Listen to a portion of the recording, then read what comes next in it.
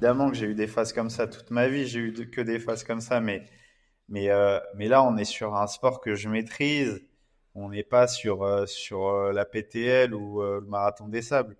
Là, je suis sur des intensités qui seront extrêmement basses pour moi. Enfin, je sais pas combien de watts je développe à ce moment-là, mais je pense que je suis à 150 watts. Je suis à une moyenne de ce que je développe sur 25 jours, quoi. Et j'avance vraiment pas, quoi.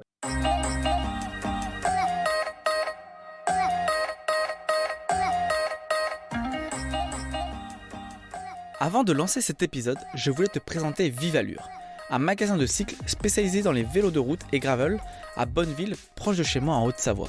Si tu es de passage dans la région ou bien que tu habites à proximité, je ne peux que te conseiller ce shop convivial où les conseils de Cléa et Pierre-Antoine sont avisés.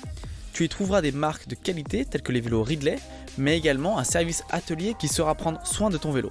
Et si tu es à la recherche de convivialité, Vive Allure organise des sorties gravel qui seront l'occasion d'échanger entre passionnés lors de la sortie. J'espère que tu éprouveras autant de plaisir que moi à découvrir et à revenir voir Cléa et Pierre-Antoine chez Vive Allure. Bonjour, je suis Alexandre et bienvenue au podcast Les Joies du Sport, le podcast qui vous permet de suivre une aventure avant même qu'elle ne commence. Dans ce format, des invités viendront te présenter leurs futurs projets sportifs, que ce soit une course avec dossard ou bien un projet off, et cela à 2 reprises.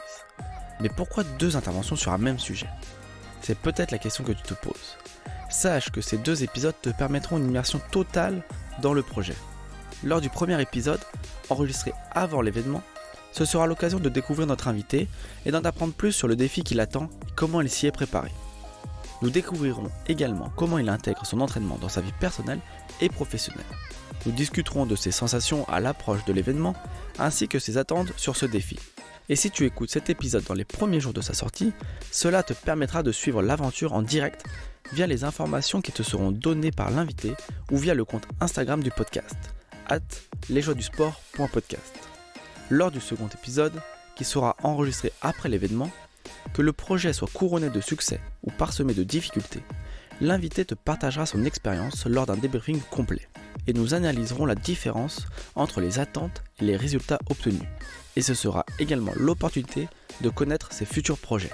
Maintenant que tu connais le concept, je te laisse avec l'invité du jour. J'ai le plaisir de recevoir Steven Le Yarrick, mais avant de commencer, si tu n'as pas encore écouté l'épisode 6 du podcast, dans lequel Steven nous parle de sa préparation à l'Atlas Mountain Race, je t'invite à le faire avant d'écouter cet épisode. L'épisode d'aujourd'hui va être l'occasion de découvrir la course de Steven, une course qui ne s'est pas déroulée comme prévu, pour diverses raisons. Mais je vais laisser Steven nous raconter tout ça. Bonjour Steven, j'ai hâte d'échanger avec toi sur cette course qui a eu de nombreux rebondissements. Mais avant tout, comment tu vas et comment tu te sens aujourd'hui ? Ça va. Non, j'ai tourné la page. C'était très dur pour moi parce que j'abandonne jamais, parce que je m'étais engagé auprès d'un ami proche qui s'appelle Adrien. Et voilà pour le reste, je m'en fous. Au fond, c'est pas bien grave dans ma carrière, c'est pas bien grave dans le déroulé de ma vie, mais c'est toujours difficile d'échouer, de se dire, en fait, en gros, je me suis engagé à faire quelque chose pour le faire bien. Et comme beaucoup de choses dans la vie, on peut pas tout bien faire constamment. Et là, clairement, j'étais pas enclin à faire une course de 1300 km, je pense. Et surtout, je pense que j'étais assez malade depuis une dizaine de jours. Ouais. Merci en tout cas pour l'introduction. Si tu veux bien, on va reprendre un petit peu une semaine, en tout cas avant le départ de cette course. Donc toi, tu étais déjà sur place au Maroc. Et à quel moment, du coup, Adrien t'a rejoint au Maroc ? On avait prévu de se rejoindre à 5-7 jours de la course. Après, il a eu des problèmes sur l'acheminement de son matériel, de son vélo et tout. Et du coup, un peu de galère pour lui surtout. Il est arrivé, il est allé tout de suite rouler en altitude. Et puis, on s'est retrouvé à ouais, J-5, J-6. Et puis, on a préparé la course tranquillement. Moi, de mon côté, puisque enfin, on a fait 2-3 sorties ensemble. Et puis après en fait, j'ai dû aller à Marrakech pour régler des trucs et puis retrouver Justinas aussi, qui est un autre ami avec qui je devais passer du temps, notamment faire chambre. Et Adrien était dans un autre lieu avec sa copine Sophie qui a également participé à la course. Donc j'ai laissé Adrien dans sa bulle et puis voilà, il n'était pas du tout stressé, moi non plus. Et après, il y a eu pas mal de petits changements au niveau de l'organisation qu'on va évoquer, mais ouais, qui ont Oui, on va pas arriver mal gentiment. basculé Ouais. ma logistique et la logistique de tout le monde. Ouais, donc effectivement, avant d'arriver sur ce point-là, surtout que toi, tu avais un impératif en termes de délai. Avant de parler de tout ça, il y a un truc qui est ressorti en tout cas par rapport aux stories que tu as posées et tout ça. Et d'ailleurs, je t'en remercie parce que c'était assez complet. Ça permet de suivre vraiment l'aventure au quotidien. Et moi, c'est ressorti vraiment comment dire, une très bonne ambiance en tout cas d'avant-course. Toi, comment tu as ressenti ce moment-là? Ouais, bah nous c'est pas le Tour de France en fait. Ouais, nous c'est pas le Tour de France.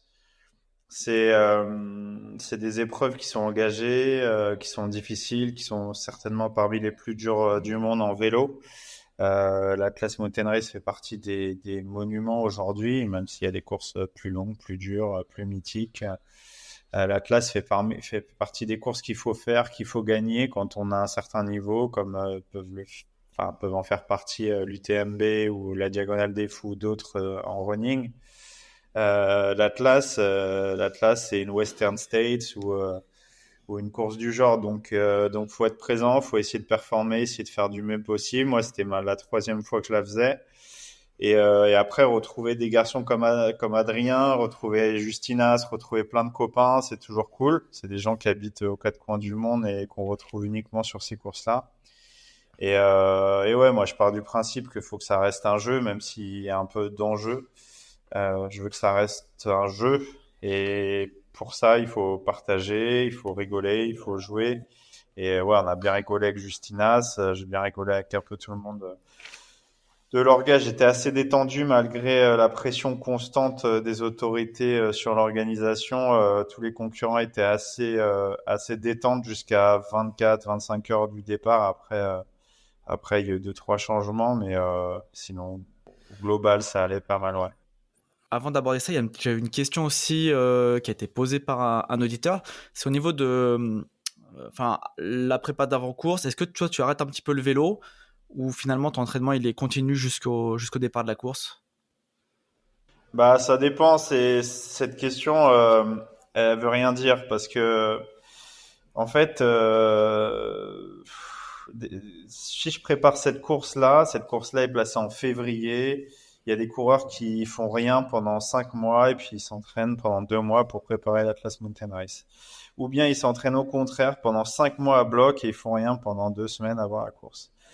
Moi, je revenais du Chili, je venais de faire 5000 km, j'étais fatigué. Clairement, après le Chili, il fallait trouver un protocole de récupération et de préparation qui était le plus ou le moins mauvais possible. Le plus intéressant aurait été pour moi de préparer cette course parfaitement, de faire des volumes de travail assez conséquents, mais pas trop non plus, passer du temps en altitude. En fait, faire tout ce qu'a fait Adrien et tout ce qu'ont fait ceux qui ont préparé cette course et qui sont pratiquement tous dans le top 10. Moi, il s'avère que j'avais 2 à 300 km par jour pendant 20, 25 jours, voire 30 jours au Chili, en altitude, avec des conditions climatiques très difficiles. Et j'étais mort, quoi. J'étais très fatigué. J'étais très fatigué de ma saison précédente, qui s'est terminée en octobre ou novembre. Et puis j'ai enchaîné avec ça, novembre-décembre, quoi. Donc un peu cramé. J'ai récupéré 15 jours et puis j'ai décidé de retourner au Maroc, m'entraîner un mois assez tranquillement avec des semaines entre 3 et 500 km, ce qui est vraiment très, très, très, très peu pour des cyclistes ultra-endurance qui préparent ce genre de course. Moi, je fais plutôt des blocs de 6 à 1000 km, 600 km à 1000 km par semaine. Et voilà. Alors, je sais toujours pas si soit j'étais pas prêt, soit j'étais surentraîné, soit désentraîné, soit fatigué, soit en semi-burnout. Je pense que c'est un mélange un peu de tout ça. Et surtout, je pense que je suis un peu tombé malade dans les 3-4 jours précédant l'épreuve, on va dire 30% des participants qui ont eu soit des problèmes gastriques, soit des problèmes avec l'alimentation, soit qui ont eu des problèmes, divers problèmes avec leur respiration et tout ça. Et donc voilà, moi je coupe toujours. Après, moi je m'entraîne tous les jours, hein. Un jour où je m'entraîne pas, c'est un jour où je fais 2-3 heures de vélo, quoi.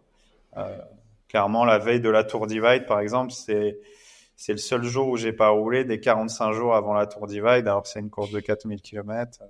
Voilà, j'ai fait 3 fois 15 minutes la veille du départ de la Silk Road. Enfin, après moi, c'est mes protocoles à moi quand j'étais coureur, enfin quand je courais en élite, en amateur élite. Des fois, je faisais 3 heures la veille des courses, ça veut rien dire en fait. Je pense chacun a son protocole, chacun a son truc, mais je pense que ça sert à rien de se faire du repos complet pendant 20 jours. Ça serait la pire des conneries, surtout si on s'est entraîné avant, quoi.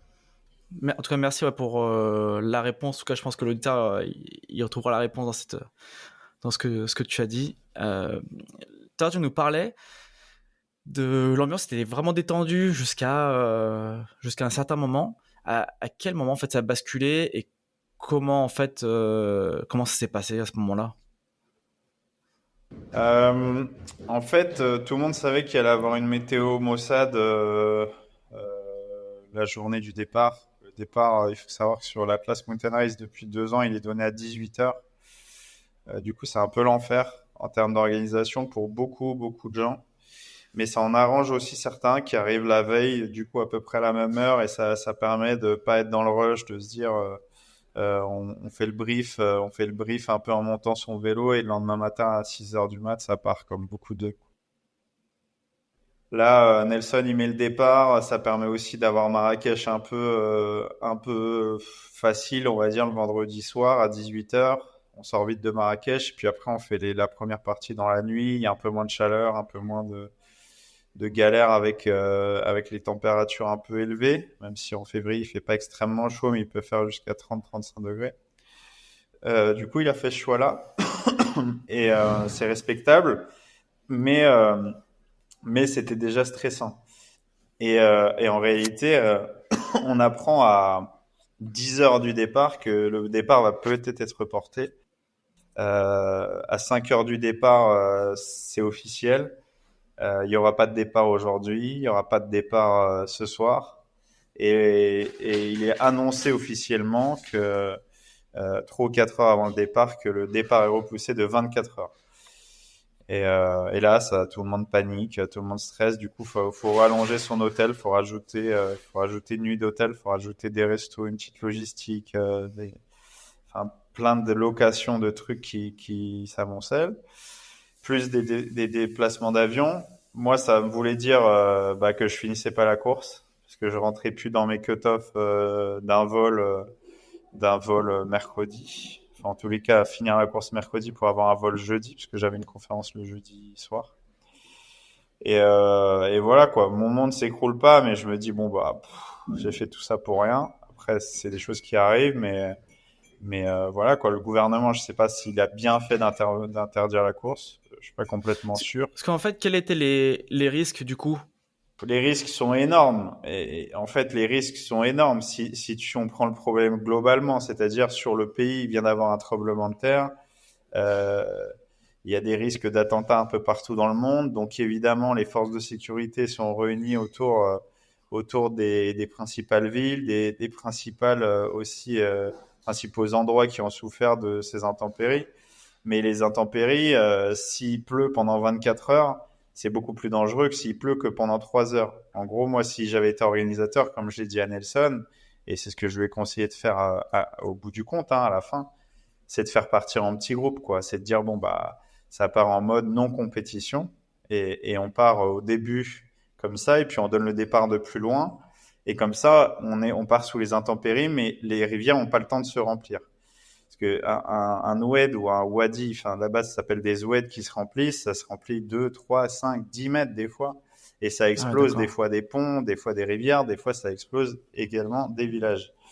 Là, il s'avère qu'il y a quelques ponts qui ont pété, notamment sur le début du parcours. Du coup, il fallait rerouter, etc. On a eu des longues discussions, notamment Nelson, moi, après il y a eu le gouvernement, etc. Je lui ai conseillé très fortement de prendre du tarmac jusqu'au CP1. C'est ce qu'il a fait. On a fait presque 100% de tarmac. Et il y a même un moment où j'ai dû prendre le lead du peloton, parce qu'on était une vingtaine ou trentaine devant. Et il y a la police qui est arrivée, qui nous a bloqués, qui nous a fait faire demi-tour. Il m'a montré une rivière pour preuve. Donc j'ai pris tout le peloton. On était 30 après. On a pris tout le monde dans le pare-choc. Du coup, on était 60, 90, 200, enfin presque 200. Je pense qu'on était une centaine, un groupe de peloton d'une centaine au pied du Tishka, quoi. Un col qui passe à 2000, mais c'est insensé, hein. C'est une course de VTT. On est un groupe de plus de 100 au bout de pas loin de 100 bornes.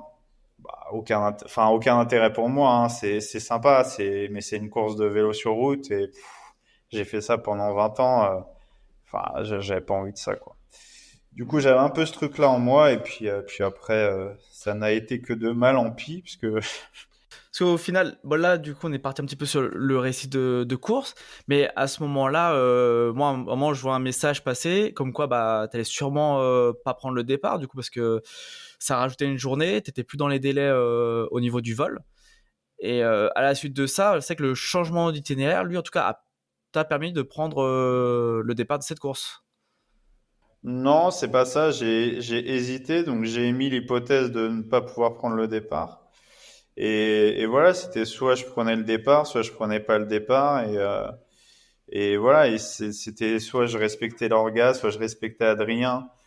Et je n'ai parlé avec Adrien. Qu'est-ce qu'on fait? On va où? Est-ce que tu veux partir en solo? Est-ce que tu veux continuer en duo? Est-ce que tu me fais confiance?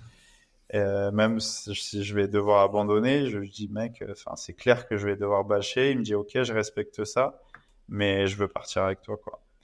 Il me dit, du coup, on change rien et puis on fait, quoi. Après, franchement, dès ce moment-là, j'étais déjà plus trop dedans. Après, ça fait partie du jeu, quoi. En partant, ouais, toi, tu savais déjà qu'à un moment donné, de toute façon, il fallait que tu stoppes ta propre course. Bah, il aurait fallu que je fasse dans les trois premiers, quoi, au scratch. Ce qui est possible, mais bon, ce qui est très, très, très rare en duo de faire des top 3, quoi. Je te laisse reprendre en tout cas là où tu étais, au niveau du récit de course. Parce que bon, on a eu un petit peu ton état d'esprit en tout cas au niveau du départ. Et ouais, donc là, tu te retrouves en tout cas dans ce peloton de 100 personnes sur route. Ouais, je mène un peloton, ouais, d'une centaine de personnes parce que il fallait rerouter la course, parce que les autorités avaient besoin d'être rassurées, parce que l'organisateur a beaucoup d'autres chats à fouetter et notamment négocier encore avec la police, avec le gouvernement, avec les autorités, police, gendarmerie, garde royale marocaine, etc. Séduire tous les villages, toutes les régions traversées, et tout. Bref. Une bonne galère. Du coup, j'ai dit, bon, je gère le truc et on verra après comment ça se passe. Du coup, j'ai pris la tête. Et ouais, on est en pleine nuit, hein. Faut se rendre compte qu'on est au Maroc, on est en pleine nuit, il n'y a pas de lumière, il est 21 h. Personne n'a la map, hein, du coup, puisqu'on est hors map, puisqu'on est sorti du parcours initial pour chercher un autre parcours de repli qui n'existe pas sur aucune des cartes d'aucun des participants. Là, ils ont juste à me suivre, quoi, comme si j'étais le Messi. Le problème, c'est que moi, je connais très, très, très, très bien le Maroc et très, très bien l'Atlas. Mais là, on était sur des inconnus d'un pont écroulé, de peut-être des pierres tombées, des tonnes de pierres tombées sur la route, ce qui est arrivé, hein.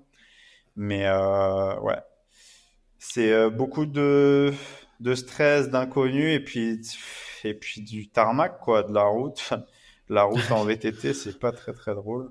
Donc là, ouais, la course, avant ça, c'est vrai que moi, j'ai regardé le suivi live.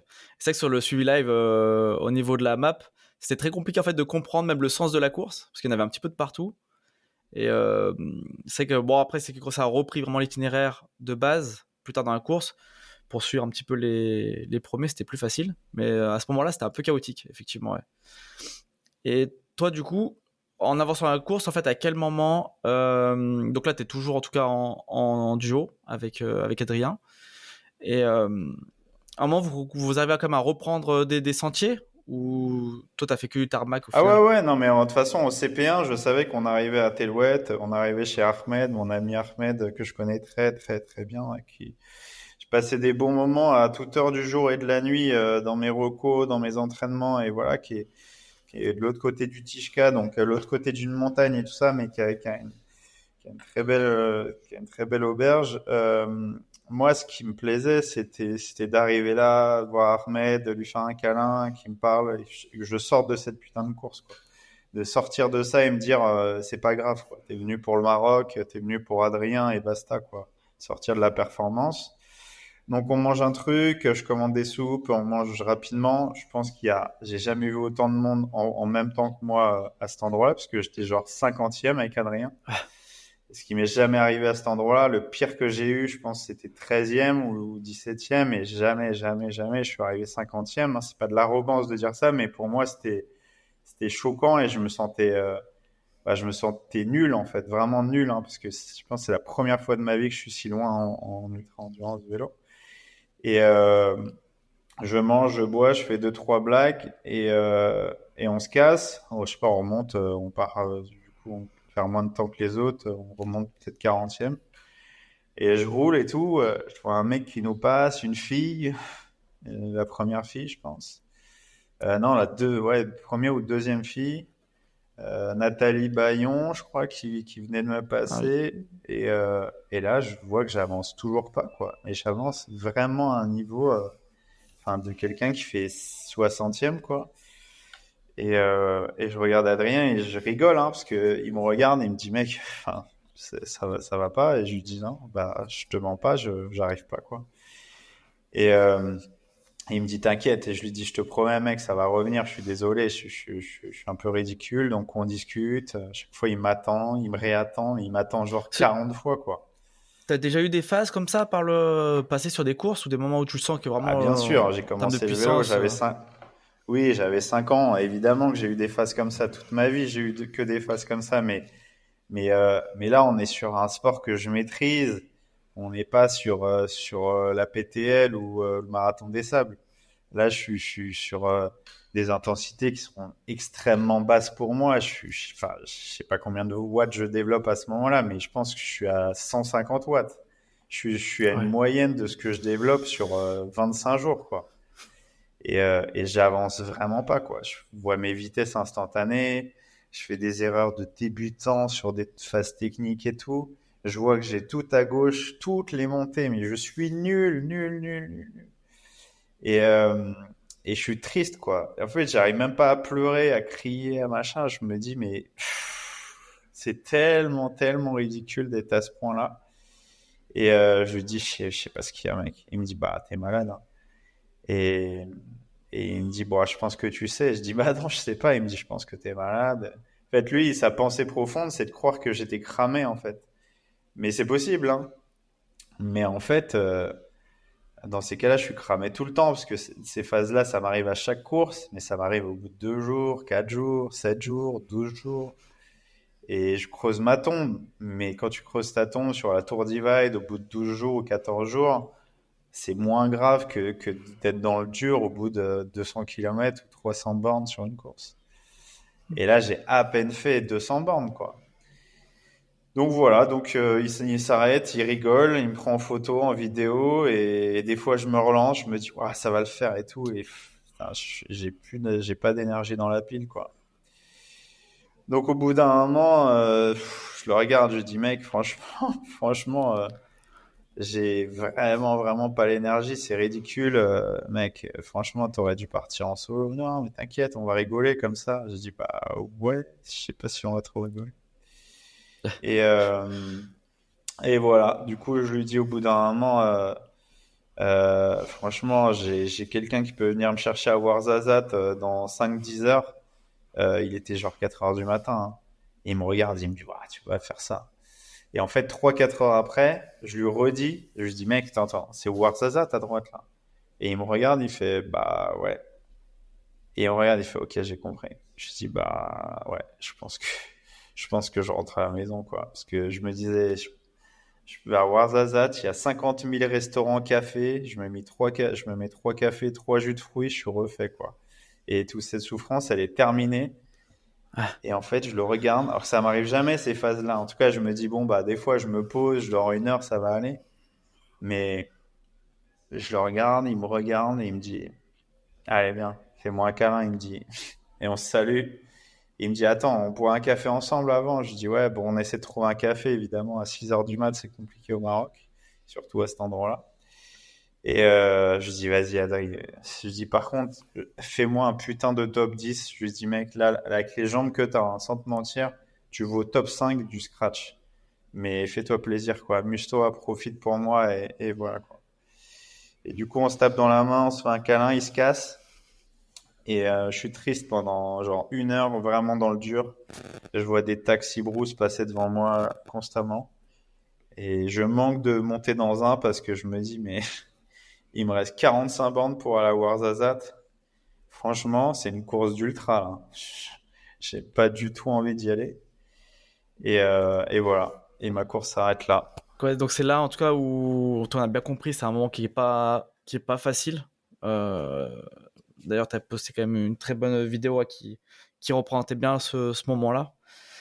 Et pour un petit peu finir, en tout cas sur on va dire la partie course performance avec Adrien, est-ce que tu peux juste nous parler, toi peut-être qu'il y a eu deux trois retours plus précis sur sa course, comment il l'a vécu et surtout sa place finale. Ah non, mais Adrien, de toute façon, je savais que là, vu les jambes qu'il avait, l'entraînement qu'il avait, la confiance parce que je le connais très très bien, Adrien, ça, on a à peu près le même niveau, mais Adrien, on a toujours bataillé il a toujours fini soit juste derrière moi, soit machin, mais c'est un mec, on a le même niveau, quoi. Du coup, au scratch, je savais qu'il valait être top 5, quoi. Et à deux, je pensais qu'on ferait un truc de dingue. Et du coup, quand il repart, je lui dis, bah vas-y, fouette-les, quoi. Il repart, il remonte 25 places dans la nuit, ce qui est genre énorme. Mm. Le soir, il est déjà 25e, après il remonte 15e le lendemain. Et, euh, et là, je lui dis, bah, mets les gaz, hein, mets à fond pour voir. Et je pense que bien énervé, sans tout ça, il aurait fait, je pense, c'est une projection, mais je pense qu'il aurait vraiment entre 3 et 4e, parce que c'était son niveau. Vu ses vitesses instantanées, vu comment il finit et tout, il me dit même, ouais, je me suis arrêté à la fin pour avoir le lever du soleil et arriver pour le petit-déj, quoi. Parce que, en fait, il n'y avait pas d'enjeu pour lui. Il a fait 9, 8 ou 9e du scratch, mais il serait bien énervé. Ouais, je pense qu'il fait 3 ou 4. Et alors que sa bataille est très très fort devant. Et ouais, c'était assez impressionnant de le voir remonter tout le monde, de le voir un peu parler avec tout le monde, prendre des photos, machin. Il a vécu sa course, il s'est amusé, il a découvert l'Atlas différemment, parce qu'il avait déjà fait, mais il est allé un peu plus loin, direction Essaouira, il est basculé anti-Atlas et tout, et il a vécu d'autres montagnes que j'ai déjà traversées plusieurs fois et qui sont vraiment cool. Du coup, non, il a vécu son truc, il a vécu sa course, c'était cool. Je pense qu'il a pris beaucoup de plaisir. Là, il est déjà reparti d'ailleurs vers l'Atlas pour encore découvrir des endroits et tout ça, et peut-être qu'il va retourner soit vers la mer, soit du côté de Dakar, j'en sais rien, ça va dépendre de sa copine Sophie, mais il est déjà reparti vers d'autres aventures, il m'en voulait pas, il m'a envoyé plein de messages de soutien, parce qu'il s'est dit, là, le mec, il a débranché, quoi, parce que je m'en voulais grave, hein, profondément, je suis pas un mec qui bâche, quoi, je suis pas un mec qui abandonne, du coup, c'était un peu dur, mais non, il est fier de lui, je pense, il s'est amusé, et puis, bah, il fait quand même une belle performance au final, donc bah, tout le monde est content. Et puis pour toi, du coup, ça s'est passé comment après ces derniers jours, en tout cas d'après course? Tu vois, là, bon, on t'a quitté, là, t'étais au café en train d'attendre du coup une voiture ou de quoi ouais, en fait, c'est quoi t'attendais pour revenir à vélo à. Ouais, ouais, là j'ai fait une vidéo. En fait, j'ai voulu au bout de 5 minutes, Adrien me laisse, le soleil se lève, je m'arrête sur le côté et je dis là, faut que j'explique aux gens. Parce que je crois qu'ils comprennent pas ce que ça me fait. Parce que quand c'est ton métier, c'est encore autre chose évidemment, mais c'est surtout que Bah, c'est ma vie le vélo. Clairement, j'ai passé ma vie sur un vélo. Donc quand j'abandonne un truc qui a constitué ma vie, je m'abandonne un peu aussi. Et quand je dis que j'en ai marre de tout ça, bah ouais, c'est dur. C'est dur à accepter pour les gens qui me connaissent, c'est dur à accepter pour certaines personnes du milieu et même un abandon, quoi. C'est toujours dur à accepter, surtout pour moi. Et du coup, j'ai expliqué. Et après, il me restait ces 45 bornes. Du coup, j'éteins le téléphone, je poste mon réel et je me dis, bon, allez, Warzazat. Je suis allé dans un café et j'ai attendu mon pote Rachid qui est venu me chercher. On a mangé tout ce qu'on voulait, bu tout ce qu'on voulait. On s'est amusé. Je lui ai dit de m'amener une bouteille de whisky. Bon, on n'a pas bu une goutte à ce moment-là, mais en fait, j'avais juste envie d'oublier, quoi. Et de me dire demain est un autre jour. Et, euh, et voilà, et le lendemain, dès le lendemain, je me suis senti mal en fait toute la nuit. J'étais assez malade. Du coup, je lui ai dit, mec, faut que j'aille chez le médecin. J'avais des rendez-vous avec une comptable et tout de Marrakech pour des projets que j'ai là-bas, notamment l'achat d'une maison. Du coup, j'avais des choses qui étaient plus tard dans la semaine que je pensais faire bah, juste avant mon vol. Et du coup, j'ai tout mis le lendemain. Et, euh, et en voyant la comptable, elle me dit, vous avez pas l'air bien et tout. Je vous envoie quand même à l'hôpital ou chez le médecin. Et je lui dis, bah, essayons les deux. Et je vais chez un premier médecin, il y a genre 30 personnes devant moi, un deuxième pareil. Et après, elle m'envoie chez un médecin militaire là qui m'a examiné, qui avait tout le matos pour examiner un gars de A à Z. Et puis il me dit, en gros, mec, t'es en burn-out, quoi. T'as un syndrome grippal fort, mais t'es surtout très très fatigué, quoi. T'as une grosse tension. Donc reposez-vous, monsieur. Voilà. Et puis 2 jours après, j'avais mon vol. Euh, du coup, bah, j'ai fait mes trucs et puis le lendemain, ça partait. Non, le lendemain, j'avais mon vol. Du coup, j'avais avancé mon vol. Donc voilà, c'est le jeu. Ouais, c'est malheureusement c'est des choses qui arrivent parfois. C'est vrai que bah, avec le principe de ce podcast-là, c'est vrai qu'on fait la partie 1 avant course, puis on sait jamais trop comment ça se passait. Mais en tout cas, surtout avec toi, on a vraiment le retour le plus proche de la réalité en tout cas, et ça fait vraiment plaisir. Même si j'aurais préféré te voir finir la course avec Adrien en duo et en tête. Ouais, Mais c'est gentil. bon, ce sera peut-être une prochaine fois, je sais pas, ce sera sur cette course ou sur une autre. Mais toi, d'ailleurs, tu penses plutôt faire après des courses comme ça en duo dans le partage? C'est quelque chose Ouais, on qui te verra, tente mais pour pour l'avenir? l'instant, oui, j'ai bien envie d'en faire quelques-unes. Après, si j'en fais, ce sera peut-être en forme, ça sera peut-être différemment, et puis voilà. Mais là, j'étais clairement pas dedans. J'étais pas dedans, j'étais fatigué, et puis non, non, j'ai mille autres objectifs que cette épreuve, mais non, j'avais envie de partager ça avec Adrien. On aime beaucoup ce pays, on aime beaucoup cet univers, on aime beaucoup l'Atlas. Après, oui, il y aura peut-être d'autres courses. J'en ai déjà qui sont programmées cette année, qui sont en solo. Et puis voilà, mais il faut se rendre compte que c'est pas des courses gratuites. Hein, c'est l'équivalent d'un Ironman tous les jours pendant 10 jours, quoi, Mm. pour certaines personnes en temps. Donc, voire beaucoup plus. Donc c'est pas très très facile à organiser, à préparer, puis c'est une fatigue qui est quand même centrale. On peut pas en multiplier 10 dans l'année. Du coup, bah, j'ai une course de 500 qui est prévue en mai. J'ai l'UTMB Chianti là dans 30 jours à pied. Et puis là, je pense que je vais reprendre beaucoup plus la course à pied, beaucoup plus une prépa physique générale jusqu'à avril, mai. Et puis après, on va tranquillement préparer une ou deux courses d'ultra vélo plus l'UTMB et basta quoi.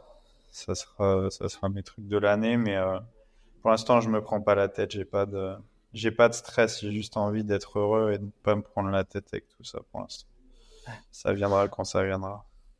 Et puis pour revenir sur cette course-là, il y aurait quelque chose que tu aurais fait différemment pour éviter ce problème, même si je pense que du coup, peut-être que en tout cas, la finalité était sûrement inévitable. Mais est-ce qu'il y aurait des choses quand même que tu aurais pu changer? J'en sais rien.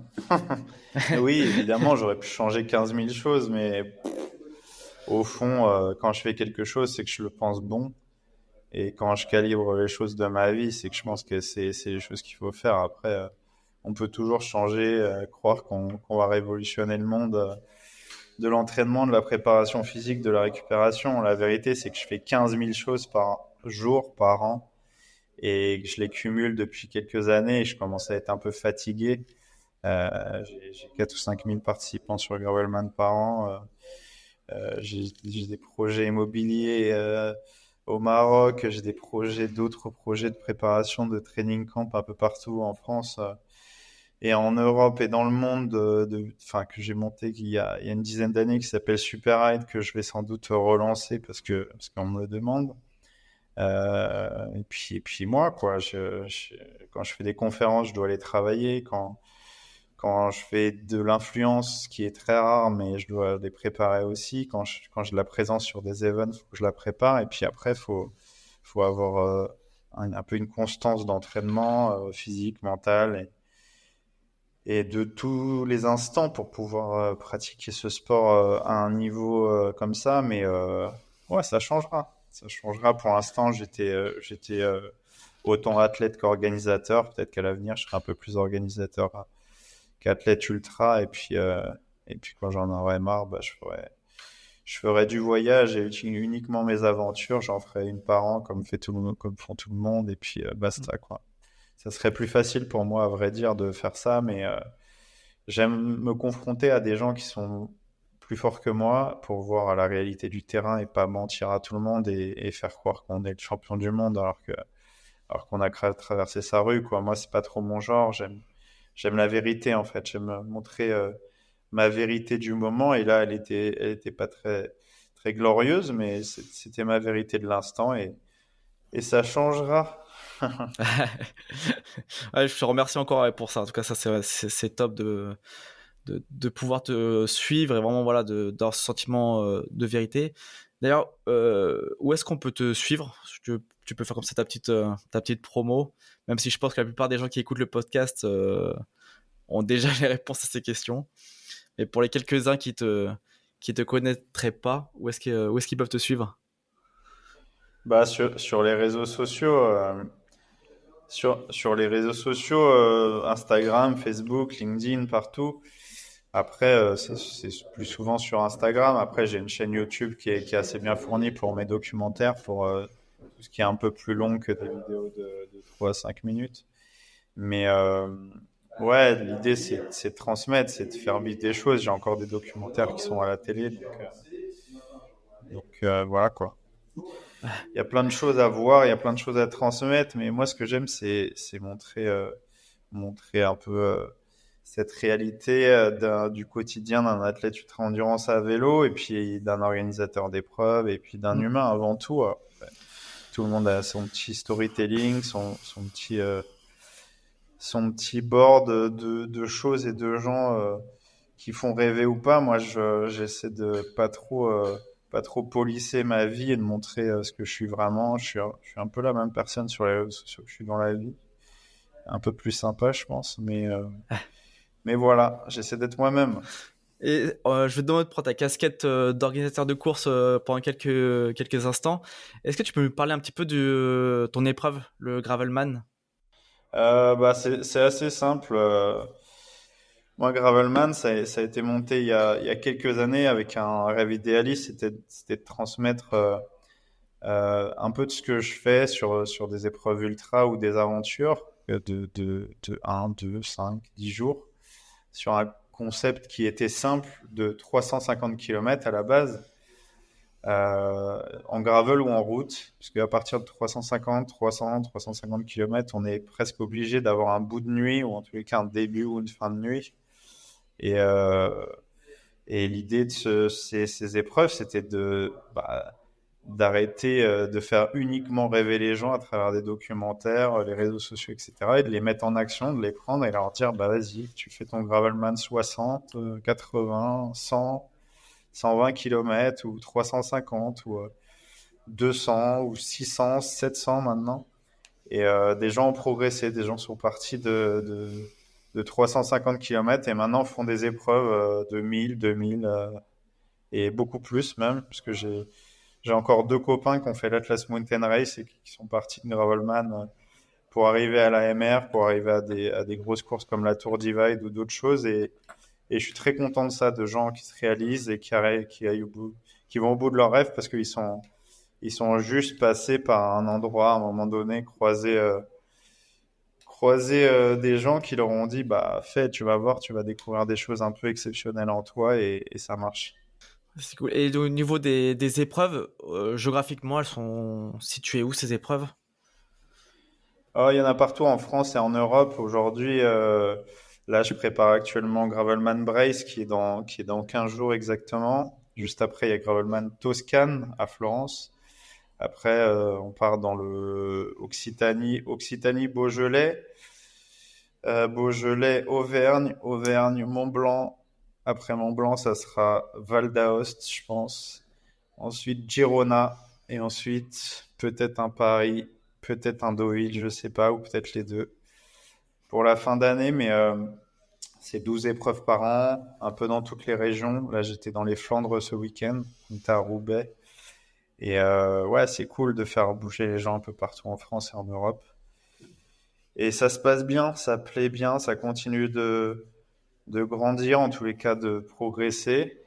Et je suis content de ça, je suis assez fier de ça, que les gens soient contents aussi et fiers à travers ces épreuves qui maintenant sont un peu connues et reconnues dans le monde du vélo. Et puis moi, ça me fait sourire parce que là-bas, je suis qu'un pirate qui a envie de mettre les gens dehors, hein, et puis c'est tout, quoi. Bah écoute, en tout cas, je mettrai le lien vers le site dans la description du podcast pour ceux qui veulent aller voir, ceux qui connaissent pas, ceux qui veulent aller se renseigner. Il y aura toutes les infos, comme d'habitude, en description de l'épisode. Donc n'hésitez pas à aller Ok, checker en tout cas le site internet de l'épreuve. Et ok. on approche gentiment de la fin de l'épisode. Petite question, mais tu as abordé ça déjà tout à l'heure, un petit peu tes projets futurs. Là, on va te retrouver les grands axes. Donc, j'ai compris, il y a l'UTMB. Un petit peu, voilà, les grands axes où on va te retrouver cette année 2024. Ouais, moi, c'est assez simple. Là, il va y avoir UTMB Chianti dans 25 jours, qui va être une course de 75-78 km, où je vais essayer de m'amuser pour une fois à pied. Parce que c'est pas très très long, mais en même temps, c'est un format où il faut quand même courir assez vite.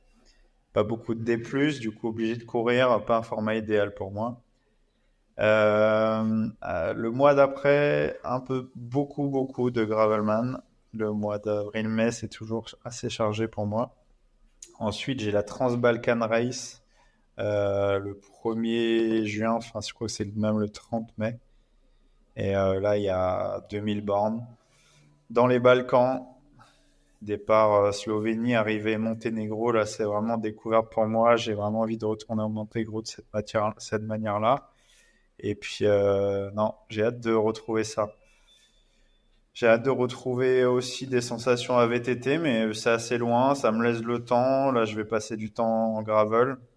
Ah oui, avant le 1er mai, j'ai la The Traka 500. Où là, c'est bah, Ah, clairement une course de Formule 1 pour moi, parce que ouais. Je- là, il y a les meilleurs du monde sur toute cette semaine-là. Il y a des courses je crois que de 50 à 500 bornes. Moi, je fais la plus grosse, mais ouais, ça va rouler vite. Et sinon après, j'ai Bright Midnight, la course de Justinas, 14 juillet normalement, en Norvège. Et puis après, UTMB fin août.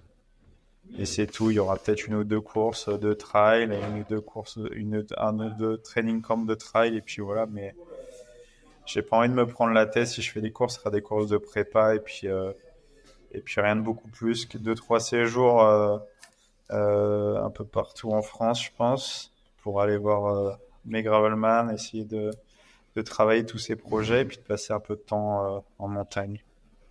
Ok, cool. Et l'axe un peu trail là, de cette année, c'est dû à quoi là, le fait d'axer un peu plus sur la course à pied? Ouais, c'était déjà arrivé. En fait, je fais un an sur deux normalement. Il y a 2 ans, Ok. j'avais fait Marathon des Sables, j'avais préparé la PTL, j'avais fait quelques courses de trail. Là, en septembre-octobre, j'ai terminé UTMB à Nice. j'ai toujours des courses de trail. Après, c'est des formats qui sont quand même assez courts pour moi. Enfin, ça dure jamais beaucoup plus de 30 heures, sauf la PTL. Donc, on récupère assez vite, même si musculairement, mentalement et tout, ça tape un peu. Si on court pas à bloc, on n'est pas complètement défoncé, quoi. C'est pas une course de 7 jours, en gros.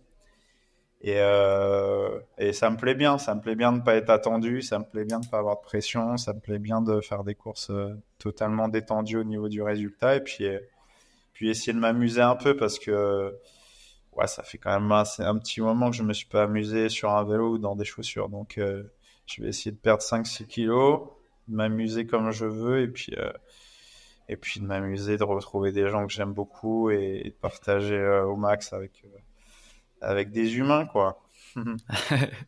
Eh bah écoute, c'est cool. En tout cas, hâte de pouvoir un peu suivre ça de près ou de loin, en tout cas sur les réseaux notamment. Écoute, bah, on arrive sur la fin de l'épisode. Dernière question, qu'est-ce qu'on peut te souhaiter pour l'avenir? Bah, juste d'être heureux, le reste, je m'en fous. Après, après, si je peux rendre des gens heureux sur Gravelman, et puis voilà, ça me plaît. Mais ouais, en réalité, ce que je veux, c'est juste avoir de l'apaisement, être content dans ma pratique, puis de mettre des gens dans des chaussures. Le reste, ça viendra et j'en serai très content, évidemment. Mais la priorité reste d'être content de ce que je fais et de ce que je suis. Voilà. Écoute, bah, merci beaucoup. En tout cas, merci d'avoir pris le temps et d'être venu faire cette partie 2 de débriefing, malgré que ça soit pas passé comme prévu. En tout cas, j'apprécie vraiment d'avoir passé du temps avec toi sur ces 2 épisodes. Et j'espère que ça sera le cas pour ceux qui l'écoutent. Ouais, bah ouais, c'est toujours un plaisir d'avoir des sollicitations médiatiques, que ça soit la tienne ou des plus grosses, et c'est très bien. Moi, je suis très content de partager, sinon je le ferais pas. Et voilà, ça fait partie du jeu. C'est cool que tu fasses ce podcast et que tu continues à balancer des histoires de gens vrais, et voilà, continue comme ça, mec. Voilà. Puis dans l'idée, bon, un peu en avant-première, il y a, je sais pas si c'est déjà fait par d'autres podcasts, mais en tout cas, j'ai lancé un Discord dans lequel il y Ok, a pour ceux qui ne connaissent pas, il y a différents salons, on peut parler. Et l'avantage de Discord là, c'est de pouvoir échanger entre auditeurs du podcast, mais également avec les invités. Donc, toi y compris si tu veux participer. Autour de salons, par invité, ça permettra de parler du projet en cours, de publier des photos, des vidéos, des textes. Les gens pourront interagir entre eux et également et surtout sur les projets futurs des participants. Donc ça d'avoir un suivi un petit peu continu pour ceux qui veulent en tout cas poster et participer. Voilà, c'est une idée que je lance là, qui est ok, disponible. Donc il y aura le lien aussi en description du podcast. Et voilà, en espérant que ça prenne et que ça crée vraiment quelque chose de nouveau et surtout de l'intérêt pour le sport dans sa globalité. yes, ok. Bah merci à toi. Merci Steven. J'espère que cet épisode t'a plu. Si c'est le cas, n'hésite pas à le partager avec tes proches et à donner ton avis en laissant une note sur ta plateforme d'écoute. Cela contribuera à augmenter la visibilité du podcast et à avoir des invités toujours plus incroyables. Et pour ne rien manquer des prochains épisodes, je t'invite à t'abonner au podcast. Et nous, on se retrouve très bientôt pour une nouvelle aventure.